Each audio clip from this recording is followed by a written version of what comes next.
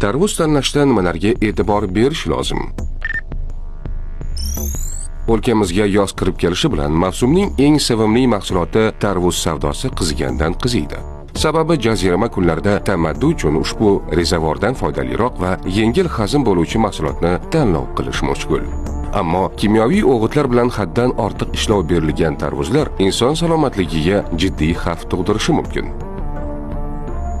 Tarvuz tanlashda nimalarga e'tibor berish lozim? Tashqi ko'rinishi toza, yorilmagan va dog'larsiz bo'lsin. Ichki qismi qizil, tomirlari oq yoki sarg'ish bo'lishi kerak. Binafsha yoki sarg'imtir tomirlar xavf belgisi.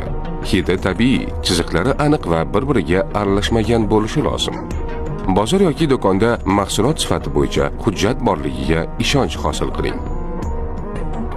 Zaharlanish belgilari: ko'ngil aynishi, ich ketishi, bosh og'rishi, harorat ko'tarilishi. Bu alomatlar erta tarvuzdan bo'lishi mumkin. Shunday holatda darhol shifokorga murojaat qiling. Eslatma: tarvuzni yuvmasdan iste'mol qilmang va har doim ishonchli sotuvchilardan oling.